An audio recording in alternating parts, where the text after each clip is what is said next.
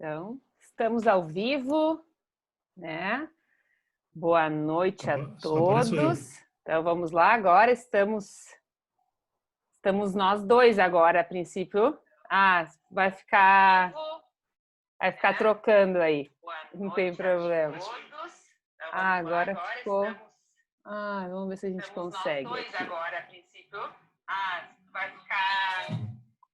ficar trocando aí. Não tem problema. Agora ficou. Deixa eu ver. Vamos ver se a gente consegue. Não vai caber nós dois, que nós estamos. Não está aparecendo nós dois, né? Isto. Pra cá? Isto. Não vai caber nós dois, que nós estamos. Não está aparecendo nós dois, né? Sim. Agora sim. Temos que. Acabei no cantinho aqui, daí a gente aparece os dois. Tá ruim? Será aí? Pessoal, falem aí se tá muito ruim, daí a gente troca e coloca só um de cada vez. Aqui, daí a gente aparece os dois. O ideal seria que fosse ao contrário, né? Que nós pudéssemos colocar. Tá muito ruim, daí a gente troca e coloca só um de cada vez. Tá repetindo o áudio, vamos ter que tirar. O ideal seria que fosse ao contrário, né? Que nós pudéssemos colocar. Vamos ver por que está repetindo o áudio.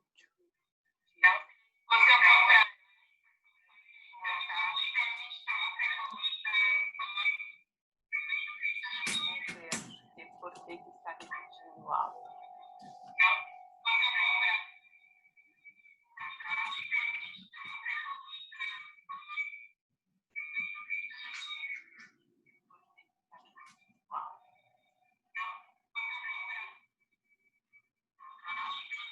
Será que agora fica melhor? Será que agora não repete mais? Não me escutam? Não me escutam?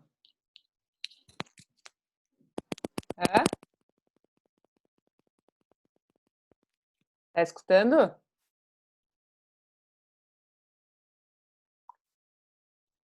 Tá mutado aí, pai.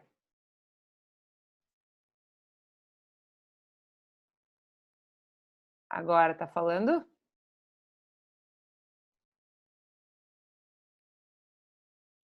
Tu, pai, tu tá com o microfone fechado.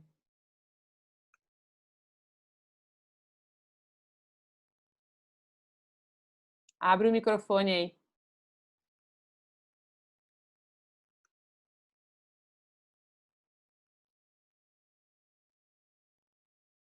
Tu tá com o microfone fechado.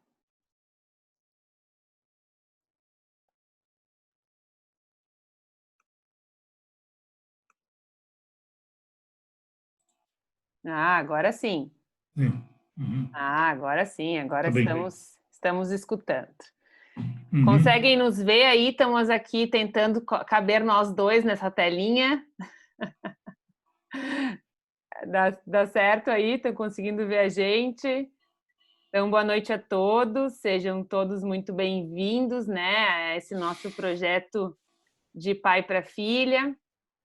A ideia é a gente poder aqui compartilhar um pouco do conhecimento que o pai tem no setor, né? Poder contar um pouquinho da história dele no setor e um pouquinho, porque a história dele, na verdade, é a história do setor, né? Se confundem as histórias aí, né? Então, a ideia é a gente poder compartilhar um pouco desse conhecimento, um pouco do que o setor fez nos últimos anos, né? E a ideia hoje é nós entendermos um pouquinho os números, né? Porque muitas pessoas falam, mas o Brasil produz, né? Quando a gente fala de consumo de vinho, o Brasil, a gente tem uma preferência por vinhos nacionais. E quando a gente olha outros documentos, não, o brasileiro tem preferência por vinhos importados. Mas se produz o que no Brasil? Né? Essa semana me aconteceu uma situação muito legal, porque uma aluna minha de mestrado, ela me mandou um áudio, ela está fazendo doutorado agora, eu sou co-orientadora dela no doutorado, ela me mandou um áudio, ela falou, Carol, eu trabalhei com suco de uva, E as pessoas veem o suco de uva e elas acham que eu sei tudo de vinho. Só que, na verdade, eu não sei nada de vinho. E aí, eu não sei o que responder para as pessoas, né? Então, a ideia mesmo é a gente poder, então, falar aqui um pouquinho mais sobre vinho, falar sobre vinho do Brasil, falar sobre as diferenças que a gente tem nos vinhos do Brasil, né? Então, o que a gente tem no Brasil de vinho, o que é importante para o Brasil, né? Então, poder, de alguma forma, a gente poder falar um pouquinho mais sobre... Avisa aí que não dá para ligar durante a live, né? Assim não dá, fica complicado, né? A gente tá aqui, né? Então, assim, a ideia é a gente poder falar um pouquinho sobre esses números, né? Então, a primeira coisa que eu queria que contasse um pouco, né, para a gente é as diferenças de vinho que nós temos no Brasil, né? Então, o que é um vinho de mesa, um vinho fino, um vinho espumante? Essas questões, assim, que eu acho que são super importantes, porque as pessoas, muitas vezes, elas consideram o vinho como uma única, né? E tem dificuldade no mercado mas o que é um vinho de mesa, o que é um vinho fino, né? Para que eu posso beber os dois? Não posso?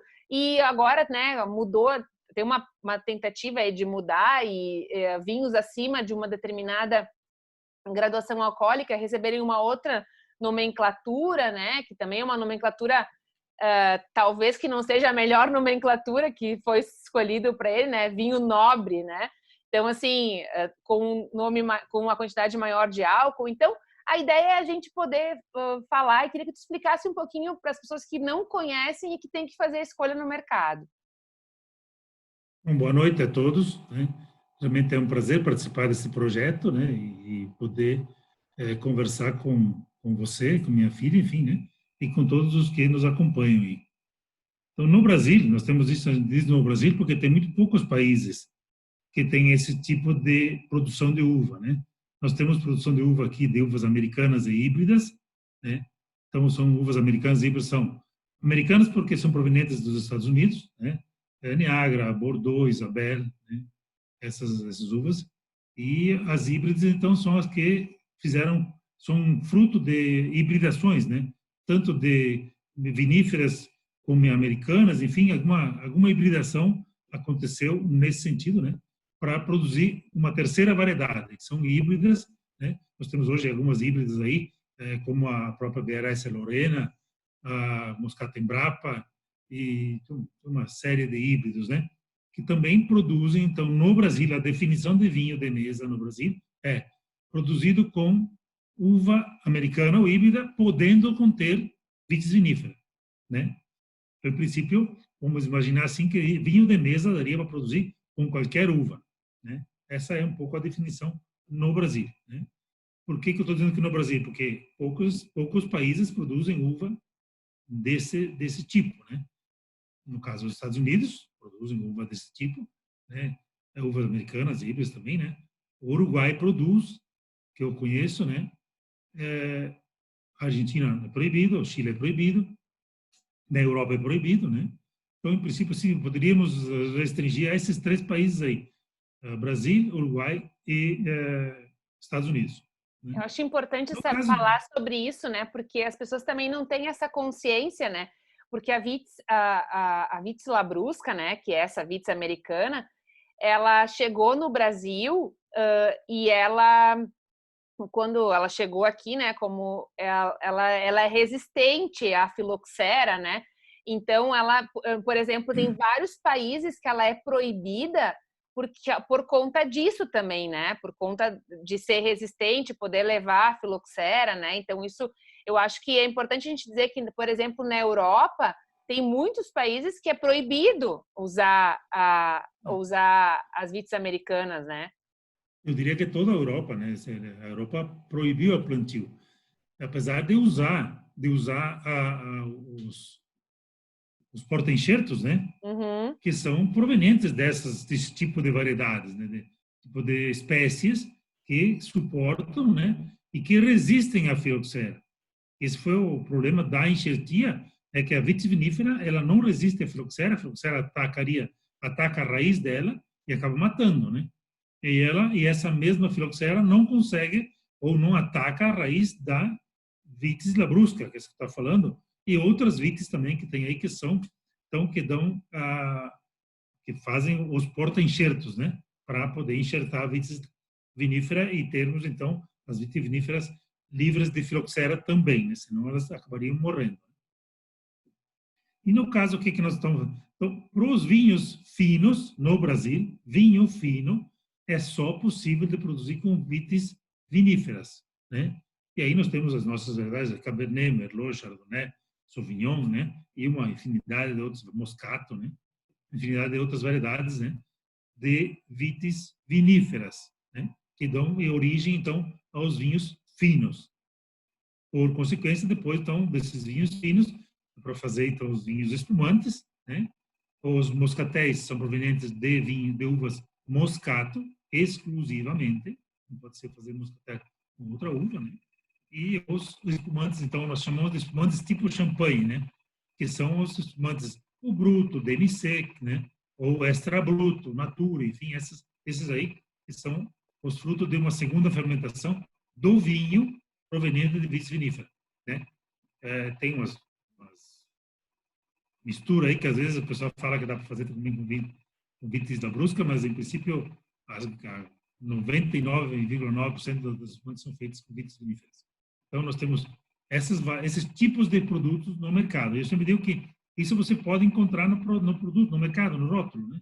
Está escrito lá, vinho fino. Vinho fino proveniente de vitis vinífera, aí você tem a variedade, né?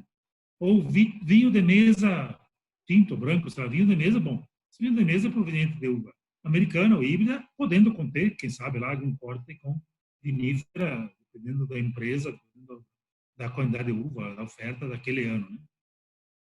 Eu acho que isso é uma coisa também importante quando a gente fala dessa divisão de vitis americana, né, a vitis labrusca e vitis viníferas, porque a gente vai ter produtos, inclusive, com preços bastante distintos.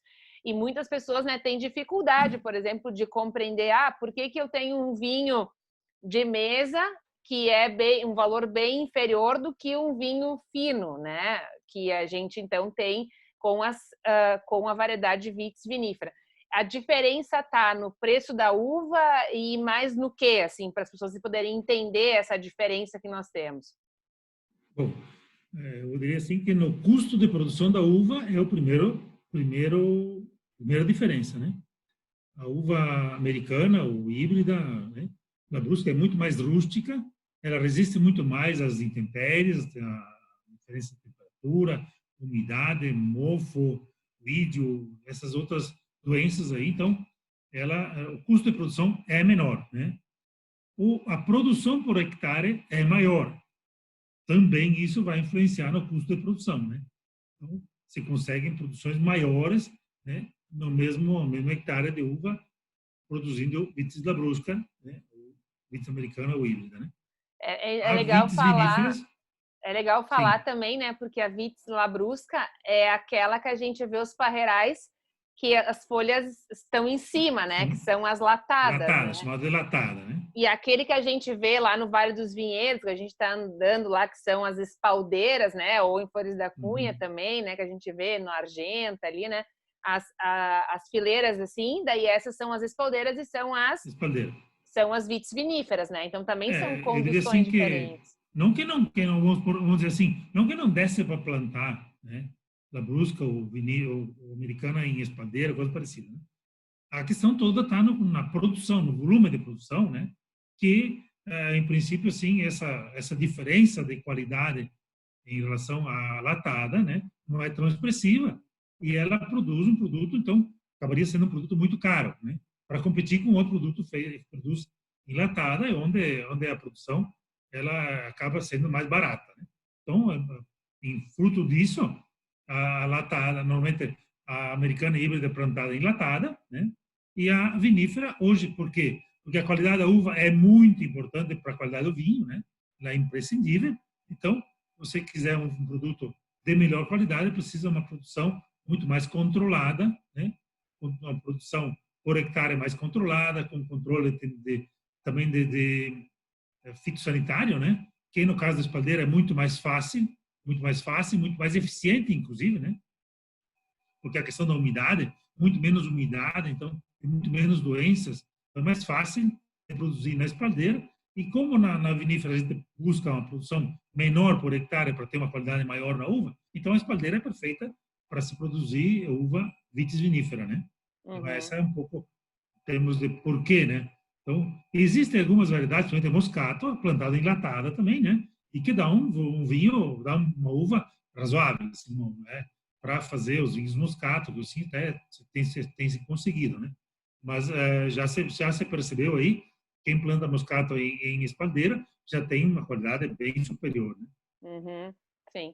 E é importante lembrar, né, que a Vitis labrusca, né, ela dá origem ao suco de uva, né? Então, que é um importante produto que a gente vai falar depois aí com relação à produção, mas é um excelente exemplar que nós temos para as Vitis labrusca, né? E eu até hoje escolhi tomar um suco durante esse momento, né? Então, eu estou tomando um suco de Niágara aqui, ó. Então, para mostrar, né, que não é vinho, tá? Não tô tomando vinho, prometo, ó, é um suco de Niágara, né? Que é espetacular, tá na taça de vinho, mas é suco, que é um suco espetacular de uma variedade, né? Que é bastante aromática, que isso é a característica dos vinhos de mesa também, né? Quando a gente fala assim, quando a gente vai comparar, tem gente que diz, eu não gosto de vinho de mesa porque tem muito gosto da uva. Sim, porque ela vai trazer muito gosto da uva. Aqueles aromas que a gente observa que são, então, de especiarias, de frutas vermelhas, de frutas amarelas, né? Que a gente encontra nos vinhos finos, são frutos da fermentação, são frutos da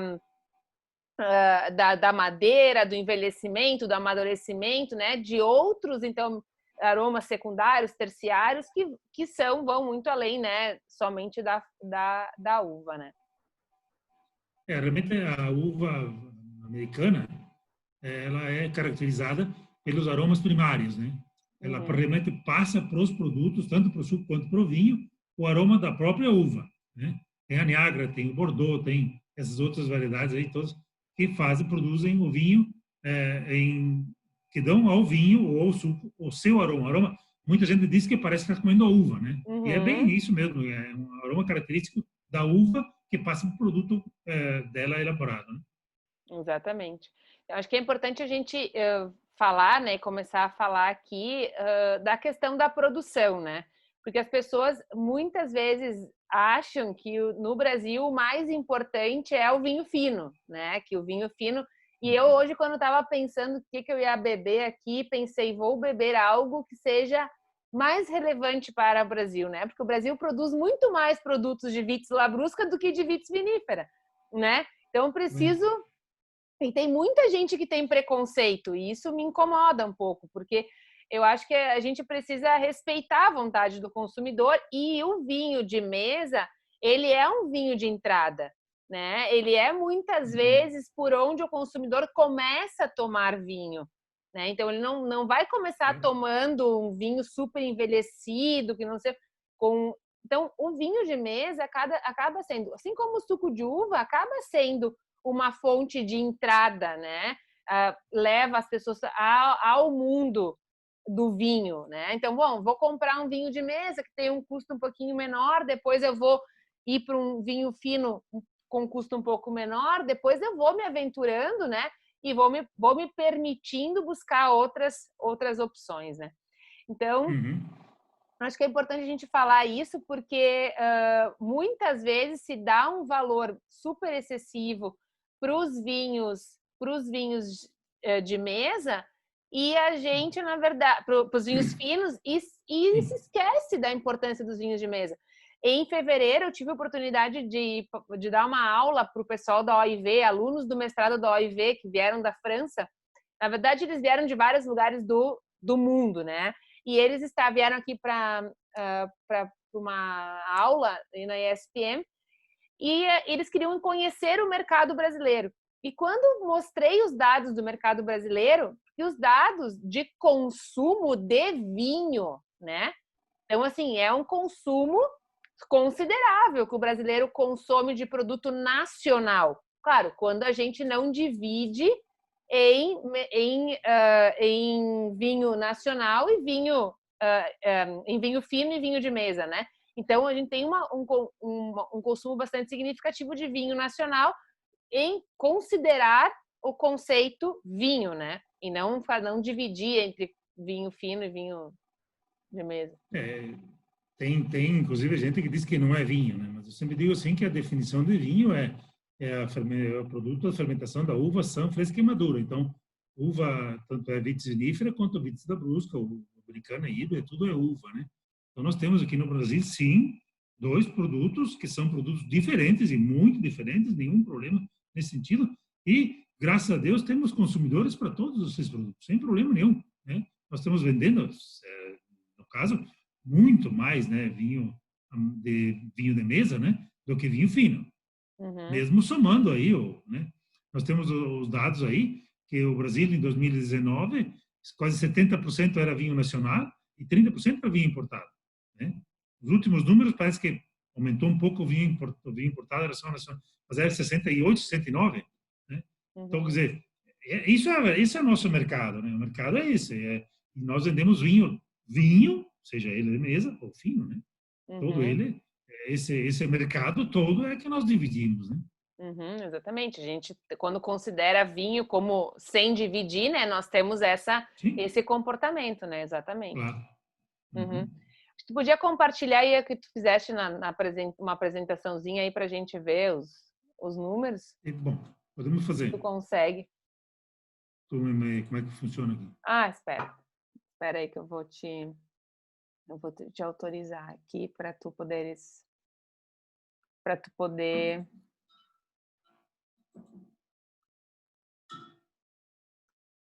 poder compartilhar agora. Pode compartilhar aí agora a tela.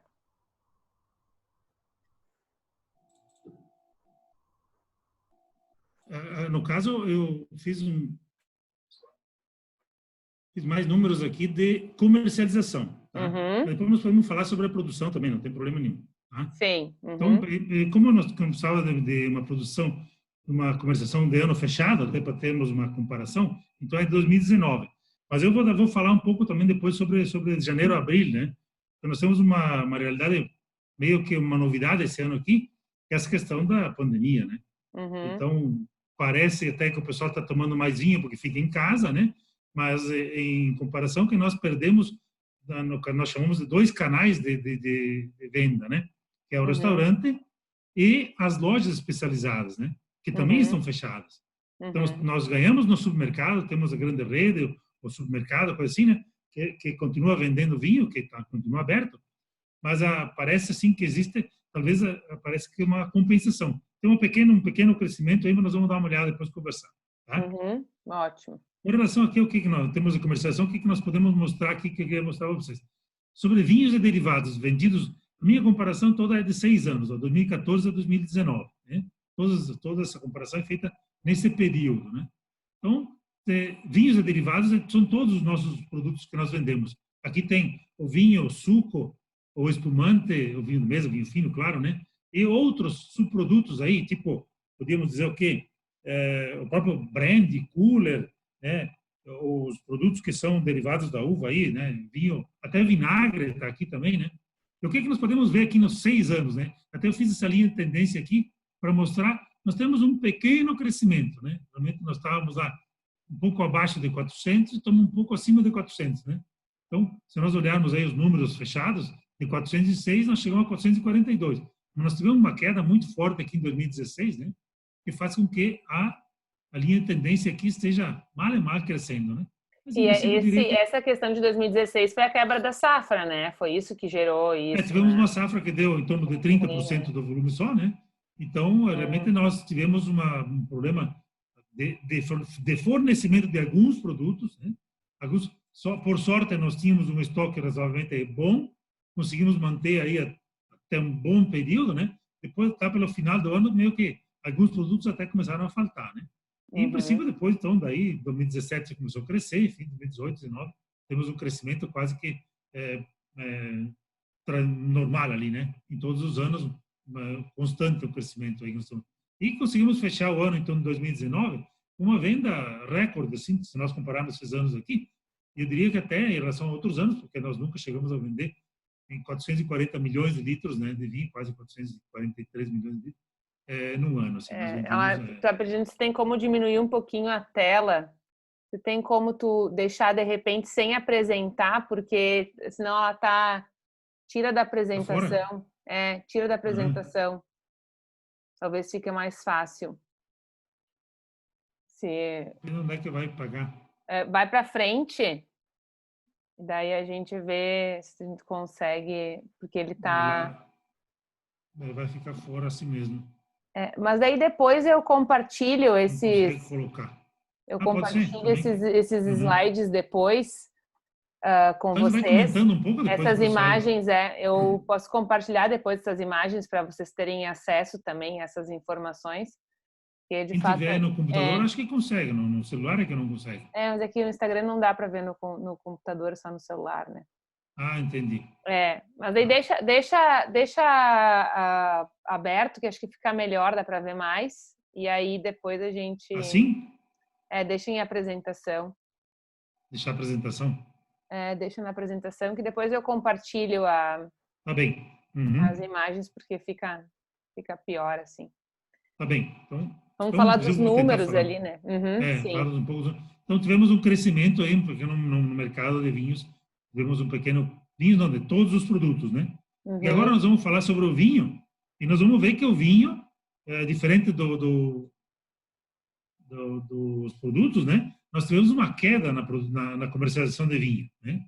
Nós comercializávamos há 6 anos atrás em torno de mais de 220 milhões de litros, né? E chegamos agora, em 2019, em 205 milhões. Né? Então, nós tivemos uma queda na comercialização de vinho, né? E aí, se nós olharmos, então, depois, vocês podem ver o vinho de mesa, que é a linha vermelha. O vinho de mesa teve uma queda também, né? Também todos eles, em 2016, caiu a comercialização. Depois está retomando, né? Mas estamos caímos, enfim. Esse último ano aqui, tivemos um pequeno crescimento de quase 1%, né? E, no caso dos vinhos finos, nós tivemos um crescimento de 8% no ano 2019. Mas nós andamos ali na faixa dos 20 milhões de litros, né? E não conseguimos, até que caímos aqui para 20 para 16 milhões de litros, 14, 15 milhões. O vinho Eu fino acho vem caindo um pouco. esse gráfico acho muito bonito para a gente ver realmente a importância também do vinho de mesa, né, no Ah, Brasil, porque se os nós volumes, né? olharmos, quando a gente olha o volume, né, de produto, a gente tem muito mais vinho de mesa do que vinho fino, né? Então é 10% do que a gente tem de 10%. produção, né? Né? Essa é a verdade. Em torno de 10% é o... E em relação à produção é parecida também, né? Claro. Uhum. Sim, claro. Vem de produção, É. claro. Representativo. Então, temos em termos do vinho, não estamos preocupando porque existe uma queda na comercialização de vinho, né? Nos Uhum. últimos anos aí. Sim, mas isso, Aí na se verdade, nós... que mundial, né? Mundialmente se fala sobre essa queda, né? Quando a gente fala de É, outros países também. Tô falando assim, em termos de nível de consumo, né? Se a gente comparar, sim. por exemplo, que se consumia uma vez na Europa em vinho que se consome hoje, né? Tudo bem que nós temos mais Ah, pessoas também, né? Mas se consome muito menos, né? também caiu o consumo per capita e volume também, né? Uhum, Então, em claro. termos de produto, vinho de mesa, em termos de que tipo de produto nós estamos comercializando, né? Basicamente, então, o grande volume é vinho tinto, né? Vinho tinto é o grande volume aqui, né? Que também vem caindo, como todos. No caso do vinho branco, a linha vermelha está mais ou menos constante, né? De 26, 25, 20, 22, né? Então, mais ou menos constante. E o rosé, então, esse está muito próximo do zero, não tá. Existe a conversão de vinho rosé, mas é muito baixa, né? Muito pouco. Uhum. Uma coisa importante também que nós temos que dizer é esse gráfico aqui, né? Esse gráfico mostra em que embalagem nós estamos vendendo o vinho aqui agora. Bom, a primeira coisa que eu me esqueci de falar é que esses dados são do Rio Grande do Sul. Nós só temos dados do Rio Grande do Sul aqui, do resto do Brasil a gente não tem ainda os dados do volume comercializado, né? Então, em torno de 90% do vinho nacional está representado nesses gráficos aqui, nesses volumes, né? Uma coisa importante, então, se nós, eu fiz questão de dar uma olhada lá para trás, 10 anos atrás, então, em 2009, nós vendemos 220 milhões de litros de vinho, né? Vinho de mesa. Eu acho que é parecido com o que nós vendemos aqui, 180, 190, né? Então, um pouco mais se vendia, no caso, né? Mas imaginem vocês que nós vendíamos 140 milhões de litros a granel, né? A granel, e somente 80 milhões de litros de vinho engarrafado, lá em 2009, 10 anos atrás, né? Essa curva, essas linhas, elas cruzaram em 2011. Cruzaram, né? Por quê? Porque nós, através do Ibravin, através das ações que nós fizemos, sempre começamos a incentivar as empresas a engarrafarem mais aqui, né? Uhum. A vinda, inclusive, do próprio laboratório, das análises, dos controles, né? Os engarrafadores que estavam fora do Rio Grande do Sul pararam de engarrafar, começaram a ter problemas, enfim, né? Pelas análises, pela fiscalização, e pararam de engarrafar. E nossas empresas começaram a aproveitar esse mercado, então. E hoje, imaginem vocês que hoje nós estamos com 111 milhões de litros engarrafado. Engarrafado se chama de garrafão de 5 litros, 2 litros, 3 litros, garrafa, todas aí que são engarrafadas aqui. E se vende daqui para o resto do Brasil, rotuladinho, cada um com o seu rótulo, e chega na mesa do consumidor com o nosso produto garantido que nós engarrafamos aqui. Os 78 milhões, 80 milhões de litros que nós temos aí de vinho que é vendido a granel, né? Esse ainda tem alguns engarrafadores, inclusive, tem algumas empresas que engarrafam o vinho, produzem o vinho aqui e engarrafam fora daqui, né? Então, esses volumes vai continuar tendo. Mas a grande agregação de valor e garantia de qualidade foi dado um passo muito grande, né? No engarrafamento do vinho aqui no Rio Grande do Sul, então, agregando valor, renda, né? E, inclusive, tributos, né, para o nosso estado, né? Foi através eu diria, dessa mudança, né? Mudança de vinho a granel para engarrafado, né? Uma coisa muito importante e muito boa. Uhum. Aqui tem uma embalagem, então, em que tipo de embalagem? Porque estou chamando aqui agora, então, vocês podem ver garrafão, engarrafado, né? O garrafão, então, é garrafão de 5 litros, né? Temos também o bag-in-box, que ele tem ali embaixo, desapareceu daqui. E o engarrafado, então, nesse caso aqui, o engarrafado é até 2 litros. A nossa legislação considera engarrafado vinho de qualquer embalagem até 2 litros, é considerado garrafão, engarrafado. Quando se chama de garrafão, então é de 3 e 5 litros. São duas embalagens que existem, né? E o bag-in-box, então, é outra embalagem também. Então, grande maioria o vinho é engarrafado, mais de 100 milhões de litros engarrafado. O garrafão está caindo, já estava lá, então, 6 anos atrás com 13, agora estamos com 7, quase a metade. O bag-in-box está ainda incipiente, está começando agora. Então, coisa importante é que estamos trabalhando com embalagem menores, assim, de garrafa, litro e 2 litros. Uhum. No caso dos vinhos finos, esse aqui são dos vinhos finos, também temos aqui por tipo. Então, o tinto é o mais vendido, né? Mas tipo assim, está caindo o tinto. Vejam vocês aqui que caiu o tinto, né? E cresceu o branco. E cresceu o rosé também. O rosé está aparecendo bem já, né? Não aparecia de 160 mil, né? Para 470 mil litros no último ano, né? E o branco, então, de 4 milhões e 900 para 4,200. Aqui, no caso, teve uma queda em 2018, depois está se recuperando, 4 milhões e 200, então se recuperou um pouco. Em princípio, o vinho branco, mais ou menos, está constante, né? E o vinho tinto tem caído um pouco, que é um pouco aquela queda que nós vimos lá, do vinho fino que vem caindo. Sim, e o vinho também, né? A gente vê essa questão do perfil do consumidor também, né? A gente tem muito mais pessoas também, porque existia um preconceito, fruto muito dessas escolhas que da entrada do vinho importado, né? Quando chega o vinho importado, vem vinho tinto, né? Então vem lá argentino, chileno, uruguaio, né? Vem tinto. Então existia muito isso. Agora, com a evolução do setor a nível de Brasil, a gente vê muito mais essa questão do vinho brasileiro aparecendo, e com ele aparece muito vinho branco, vinho rosé, porque nós fizemos belíssimos exemplares brancos e rosés. Não estou querendo dizer que a gente não faz tinto bem, a gente faz tinto super bem também, mas do ponto de vista de brancos e rosés, uns exemplares belíssimos, né? E as pessoas passaram a consumir mais esse produto por conta disso, né? Então, por conta dessa qualidade do produto que nós temos hoje, né? Para essas características, né? Assim, analisando um pouco a questão do clima do Brasil, né? Nós realmente poderíamos ser mais consumidores de vinhos brancos e rosés, porque assim, grande parte do Brasil é muito quente, né? Muito mais quente. Então, seria muito mais agradável, muito mais o vinho branco e rosé, né? Geladinho, assim, seria muito melhor. Em princípio, mas eu quero dizer assim que o vinho, realmente o que mais caiu aí é o vinho tinto fino, né? Em relação ao vinho, as embalagens, basicamente é vinho engarrafado, né, que se vende, né? Apesar desse ano aqui ter crescido um pouco a venda de vinho, no ano de 2019 cresceu um pouco a venda de vinho a granel também. Mas basicamente é vinho engarrafado. E que embalagem também basicamente só garrafa, né? Garrafa até 2 litros, garrafão. Alguma coisa de garrafão e bag-in-box também, mas muito pouco, né?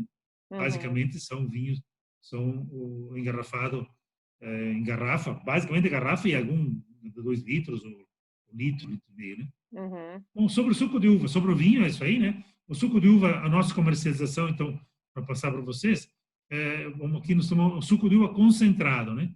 Veja vocês, de 2014 para 2019, nós tivemos uma queda bastante importante na comercialização de suco de uva concentrado. Esse aqui é um suco de uva, esses dados aqui são em quilos, né? Cada quilo de suco de uva desses aqui representa 5 quilos de uva, né? Que o suco é concentrado a 64 brix, então dá mais ou menos isso. Mas nós chegávamos a vender lá um ano 41 milhões de quilos, né? E chegamos aqui em 2018 a 24 e o ano passado deu um pequeno crescimentozinho, né? Chegamos a 27. Mas isso aqui realmente, em termos de comercialização, nos preocupa porque é muita uva que nós precisamos aqui, né? Dá um outro destino, né? Porque o suco concentrado, isso tudo é fruto do mercado. O mercado realmente está alterando, né? Eu diria que a resposta um pouco disso está nesse próximo slide, porque nesse próximo slide nós estamos usando então o suco pronto para beber. Nós chamamos pronto para beber, então é o suco integral, o reconstituído, né? O suco, todos os tipos de suco, a polpa de uva, inclusive, né? Ela é um suco de uva congelado, né? Mas nós temos um item aí na nossa comercialização de polpa de uva, né? Então, tudo isso é suco de uva, então a gente soma todo esse, seria pronto para beber, pronto para ser consumido, né? Então, nós vemos Qual é aqui... o valor que está ali no primeiro ano, que a gente não consegue ver aqui, no primeiro ano, tu tem quanto ali de 2014, litros? 90 milhões de litros. Tá, e 2019? 163 milhões de litros. Então, teve um aumento assim... Um aumento muito grande, é isso que... Quase 100%, eu diria, né? E se em a gente 6 olhar anos, estou falando mais de 6 anos. Né? 6 anos, se a gente olhar mais para trás, então, é absurdo esse aumento. Sim, o aumento é linear e... Né? Então, realmente, a gente não sabe ainda bem certo, não conhecemos ainda o limite disso, né? Mas estamos confiantes de que a gente possa realmente vender. Imagine vocês que nós temos no Brasil em torno de 200, mais de 200 milhões de habitantes, né? Ainda não estamos tomando 1 litro por capita, né? Menos não, ainda, menos ainda que isso, né? Então, se nós contarmos lá com concentrado, talvez passe, mas aí, inclusive o concentrado, ele produz, basicamente produzir néctar, né? Que se usa concentrado, que o pessoal usa para produzir outros produtos. É importante a gente só falar aqui, né? Porque talvez alguém tenha dúvida, depois vai assistir o vídeo também. É importante a gente falar das diferenças dos sucos, né? Então, o suco concentrado é aquele que vai ser concentrado para depois ser reconstituído, né? Então, na forma de suco reconstituído ou ser utilizado para a elaboração do néctar, que é a bebida de uva que tem 50% de suco, ou lá para a bebida, que tem 30%, né? Então, é o suco concentrado. Depois a gente tem o suco de uva integral, que é uva, né? 100% uva. O suco reconstituído, que também é 100% uva, mas é oriundo de um suco concentrado, então ele é reconstituído com água, né? Podendo então ter açúcar, conservantes e assim por diante. E o néctar e a bebida, então o néctar 50%, a bebida 30%, que são os produtos que vão levar com certeza, né? Então uma quantidade grande de água, açúcar, conservantes, né? Então tomar muito cuidado na escolha no supermercado, nós temos diferenças entre o produto, né? Porque tem uma uva linda na frente que tudo é de uva, né? Ou que é 100% uva. Então, cuidado na hora da escolha, porque essa é a diferença que a gente vê desses produtos no mercado. Aqui, aquilo que aqui está escrito aqui é suco, né? Quando estamos falando de suco. O suco, então, seja ele reconstituído, integral, né?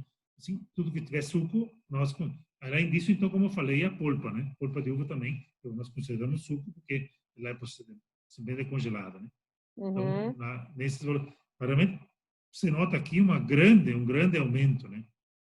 Grande aumento na comercialização. Eu brinco às vezes, né, que uma vez se fazia suco com o que sobrava da uva, agora se faz com o que sobrava do vinho, né? E agora se faz vinho com o que sobra do suco, né? Então, porque se faz muito mais suco, né? O mercado de suco, mais ou menos, né, dentro das últimas estatísticas aí, usa em torno de 50% da uva. 50% da uva americana híbrida, ela é destinada a suco, e 50% destinada a vinho, né? Mais ou menos essa proporção. Essa proporção. Né? Mais ou menos. Bom, sobre suco eu tinha isso aí, né?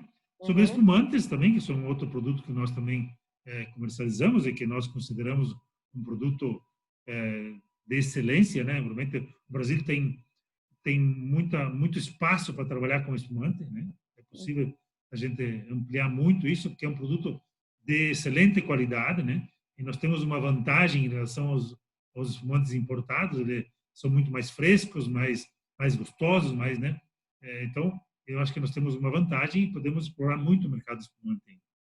Então, nós vemos aqui que o espumante vem crescendo. Vejam vocês que em 6 anos nós temos 17 milhões, vamos para 23 milhões de litros, né? Em termos de espumantes, somado, então, o moscatel e também os tipos champanhe, então, no caso que eu estava falando antes, né? Em relação ao espumante tipo champanhe, então, parece uma coisa muito estranha se tem uma mudança de mercado, né? Mas os volumes ainda não são muito grandes, e aí, por uma diferença de 1 milhão, dá uma linha muito estranha, né?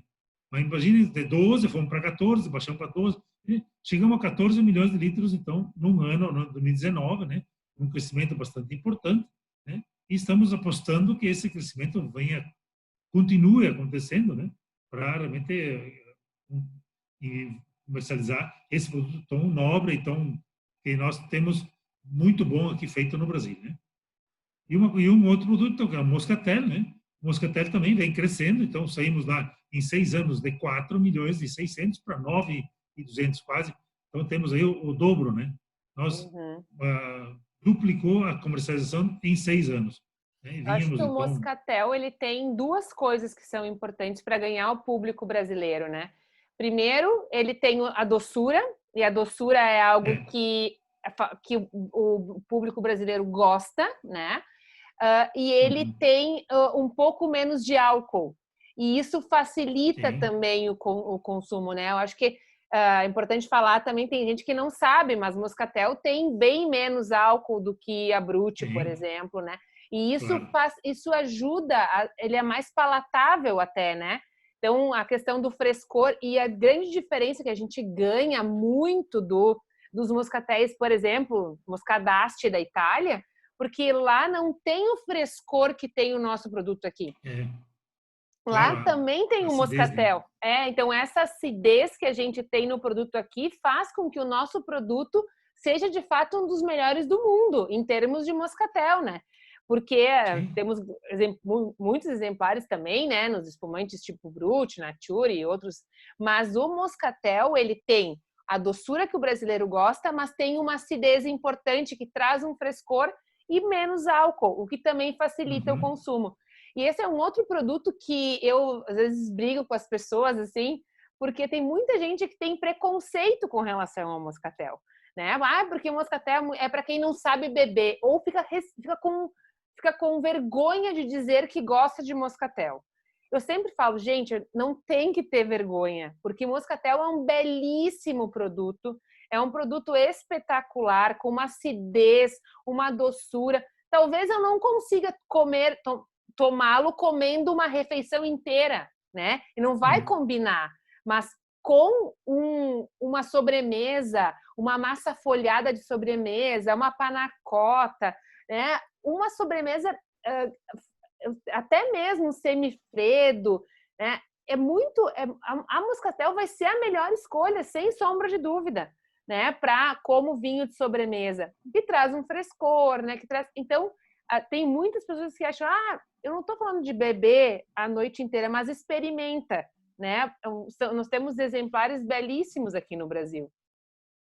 Tenho certeza. Inclusive, assim, estou falando todos esses predicados, né? E, inclusive, ele tem um aroma de uva, do moscato, né? Bem diferente, um aroma muito agradável, né? Agradável, docinho, com as bolhas, né? Bolhas de espumante, né? Então, é muito agradável. E, assim, digo para te dizer que cada um que toma os produtos, né? Ele vai tomar aquilo que ele gosta, né? Eu digo sempre assim que a pessoa vai ter muito mais prazer em comer e beber se ela come o que gosta e bebe o que gosta. Eu já acompanhei algumas pessoas que beberam moscatel durante a refeição inteira, o jantar inteiro, né? E eles estavam muito felizes, Sim, muito claro. gostoso. Gostaram muito. Esse cara, quer dizer, aquilo que nós, não, mas tu vai dizer para ele, não, mas tu não deve, não sei o quê, né? Aí vai dar um produto que ele não gosta e vai dizer, mas que jantar ruim, né? Então, quer dizer, eu acho que a pessoa tem que ter a possibilidade de escolher o que ela vai beber. E se ela Exatamente. gostar realmente de tomar moscatel durante a refeição inteira, ótimo, né? A gente Exatamente. sempre diz assim, bom, como um produto, como uma comida salgada, doce, às vezes, né? Tem gente que gosta, é ótimo, né? Então, existe a questão da harmonização, também ótimo, acho que quem puder fazer a harmonização, sem problema, tá tudo certo, né? Mas eu tenho visto, sim, digo, gente que fez isso, eu vi fazer, a pessoa me disse, mas que bom, que gostoso que estava o jantar. Se fosse eu, dizia assim, não combina, né? Não, mas a pessoa me diz isso, que estava gostoso, mas então não tem o que falar, né? Sim, Ela que claro. decide, ela que faz e está tudo certo. Exatamente. Né? Bom, Moscatel, como eu disse, então, realmente é um fenômeno, está crescendo bastante, está dando muito bem, nosso consumidor está apreciando ele, né? E certamente vai crescer isso aí. Né? Sobre a comercialização, tinha isso aí, né? Eu coloquei aqui um brinde do vinho brasileiro. Né? Pode ir. E depois, então, tu compartilha aí Sim, eu vou colocar a apresentação, bota o vídeo, daí aparece a apresentação. e Pode quem parar puder pode parar acompanhar aí sem problema nenhum, tá? para compartilhar o vídeo, ali a Aqui, apresentação. Isso, agora sim. voltamos. Voltamos. Então, acho Isso. que é muito legal a gente poder ver esses números, né? Claro, tem números aí para a gente refletir, para melhor entender, né, o perfil do público, né? Temos um público que está mudando, um público que está chegando mais jovem. Inclusive, nesse estudo que eu apresentei para os estrangeiros que vieram aí em fevereiro, esse estudo ele fala de uma mudança de perfil do consumidor brasileiro, né? Que é um consumidor que não ele quer saber o que ele está bebendo, né? Ele é um consumidor que está interessado, ele é um consumidor que quer fazer as suas escolhas, não quer que ninguém escolha por ele. Então, por isso que a educação no vinho vem crescendo tanto, né? Estudos, cada vez mais cursos. A gente está vendo, por quê? Porque o público brasileiro quer buscar mais conhecimento, né? Eles estão buscando. Claro que isso tudo a gente vai trazendo cada vez mais informações, as pessoas têm interesse em saber mais, né? E isso eu acho muito legal isso, porque a educação sempre é o melhor caminho, né? Se tu for pensar nesse aspecto, sempre é o melhor caminho, né? As pessoas aprenderem mais, saberem mais, conhecerem. E muitas pessoas acham, como eu falei lá no início, né, que o Brasil ele vive de vinho fino, né? E a gente tem muito vinho de mesa que é super importante para as vinícolas, também o suco de uva, os espumantes. E eu brinco, né, que nós temos que fazer um trabalho para promover o vinho, né? Para promover o Claro. suco, porque se nós tivermos um aumento no número de consumidores, nós vamos ter produto para todo mundo, né? E com certeza nós vamos ter um consumidor que vai começar tomando vinho de mesa e o tomar vinho de mesa não é excludente tomar vinho fino. Eu posso Não. fazer escolhas de, durante a semana, eu tomar o meu vinho de mesa e aí no final de semana eu vou tomar o meu vinho fino, vou tomar o espumante, tem o suco de uva. Então, eu acho que é muito importante a gente lembrar dessa gama, dessa diferença de produtos que a gente tem. Nós não vivemos do vinho fino. E aí isso facilita para nós não ficar o tempo inteiro brigando com vinho importado, né? Porque daí a gente fica aí num cabo de guerra. Quem é que pode mais? Nós temos tantos produtos que nós podemos trabalhar todos esses produtos com as suas peculiaridades, com as suas diferenças a nível de Brasil, né? Bom, a primeira coisa que eu sempre digo assim que a uva ela proporciona produtos para o ser humano, né? Desde a mais tenra idade, né, até a mais avançada idade, né? E aí se nós falarmos então de ocasião, né? Então também para todas as ocasiões, né? Uhum. Para nossa festa, para o almoço, para o jantar, né? Temos produtos derivados da uva que podem realmente agradar muito, né? A questão realmente eu acho que nós temos que tirar essa questão do vinho importado, vinho nacional. São todos vinhos, né? Terão todas a sua oportunidade, tanto o suco quanto o vinho espumante. Terá o consumidor que em determinado momento ele gostaria de provar um vinho importado, ótimo, né? Uhum.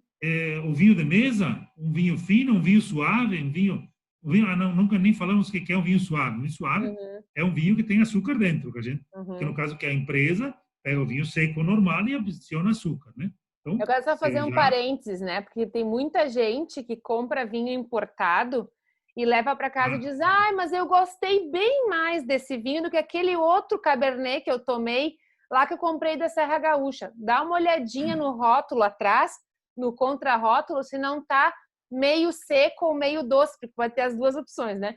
as Se duas não tá opções. escrito lá meio seco ou meio doce, por quê? Porque tem adição de açúcar. Então, cuidado, porque às vezes a gente diz, mas esse aqui está bem mais redondo do que aquele da Serra Gaúcha. Daí toma como regra de que os vinhos da Serra Gaúcha são mais amargos, não são tão gostosos, mas o que tu estás tomando em casa, às vezes a gente não tem esse hábito de ler o contrarótulo, né? Mas leiam o contrarótulo, é muito importante. Eu tenho uma observação para fazer aí, é um problema da nossa legislação, e nós ainda não conseguimos mudar, porque se for um vinho brasileiro, você vai encontrar na frente do rótulo, lá está escrito vinho branco demi-sec, Uhum. vinho tinto demi-sec. Se é um vinho importado, como o rótulo não mexe, o rótulo que ele vem lá importado não mexe, então a nossa legislação permite que se coloque no contrarótulo. Então, vai estar escrito lá, vinho, que nem você falou, vinho tinto fino demi-sec, ou vinho tinto fino meio doce ou meio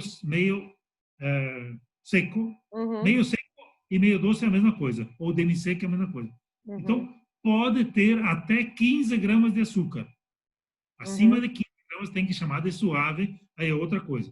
Mas a grande maioria, na questão dos importados, quando está escrito são até os 15, eles têm entre 10 e 15, conforme o vinho, né? Tem Uhum.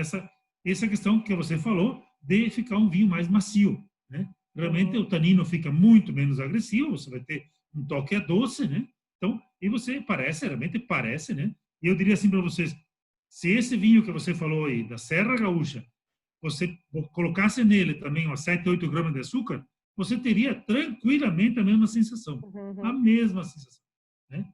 Então, até temos vinho hoje no mercado, nossos vinhos aqui da Serra, né? Com vinho, só que escrito no rótulo principal, demi-sec, é muito parecido com o vinho meio doce, meio seco que vem de fora, né? São muito Uhum. parecidos, mais ou menos na mesma classificação, né?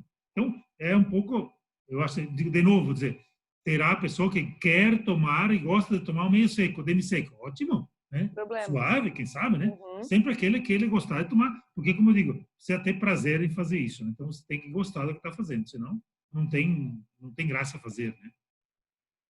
Muito bem, eu acho que a gente cumpriu aqui o nosso papel, né, de passar aí alguns números. Depois eu vou disponibilizar lá no IGTV da Doutora Uva o vídeo na íntegra, também lá no YouTube, no canal da Doutora Uva do YouTube também vai estar lá disponibilizado esse vídeo na íntegra para vocês. Queria agradecer muito a presença de todos, né, e dizer que a gente vai continuar fazendo isso para a gente manter esses vídeos, né, para a história. Eu sempre falo, é importante a gente gravar isso. Eu me lembro quando eu era pequena, que o meu pai tinha o hábito de gravar a gente falando em fitas, né? E depois para a gente se escutar quando a gente fosse. Hoje em dia não precisa mais gravar em fita, né? Pode gravar Não, aqui, né? Então, o pior que a fita nem tem como tocar mais, não dá nem mais. tem mais aonde tocar. Então, que bacana a gente poder estar aqui hoje contando um pouco de história, né? E temos muitos mais números Claro. e valorizar. Eu quis trazer essa questão de números porque eu acho importante valorizar. Porque por muitas vezes eu vi muito produtor de vinho com vergonha de fazer vinho de mesa. Não, mas eu tenho meu vinho é mais simplesinho. E a gente, com o Brasil de Vinhos, tem visto isso. As pessoas com receio de colocar sua vinícola, porque, mas eu só faço vinho de mesa, não tenho vinho fino. Mas não tem problema, nós somos o Brasil. No Brasil se produz muito mais vinho de mesa do que vinho fino. E vamos reconhecer a nossa identidade e vamos colocar isso e vamos apresentar isso para o brasileiro, né? E o brasileiro, acho muito importante a gente reforçar isso. Então, dar valor aí para os produtos que têm ganhado destaque no Brasil, né? Os moscatéis, o suco de uva, o próprio vinho branco, o vinho rosé que vem ganhando e mostrando que o povo, que o brasileiro está aprendendo também mais sobre vinho, está mais interessado com vinho, e isso nós temos só a ganhar em mostrar tudo isso para a população, né? É Então, claro. eu queria agradecer aí o pai mais uma vez, né? A gente está Imagina. aqui junto compartilhando. Você quer dar uma boa noite para todo mundo aí? Bom, boa noite, né? Obrigado pela oportunidade, obrigado, Caroline, né?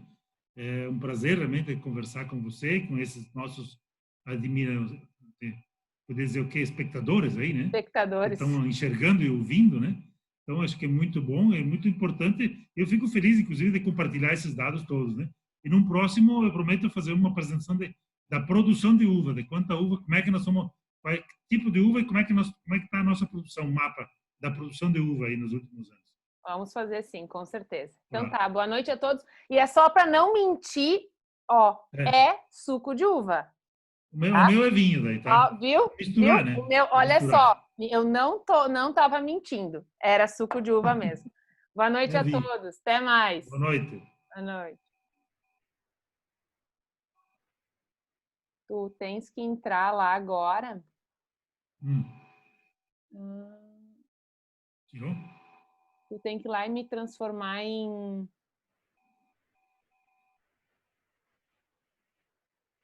Deixa eu ver se eu consigo. Tu vai lá e me transforma eu em host. Aonde? Tu vai lá no meu nome lá em cima, ali do lado nos participantes. Do Carolina aqui? É ali, daí tu vai no more, ali no maisinho, clica Ah, e me transforma em host. não tem um or aqui. Mute. É do lado do mute. Ah, nos pontinhos? É. Transforma em host. Tem host aqui? Me transforma em host, não? Não consegue? Não tem host aqui. Que não está mais transmitindo agora. Tu tinha tirado?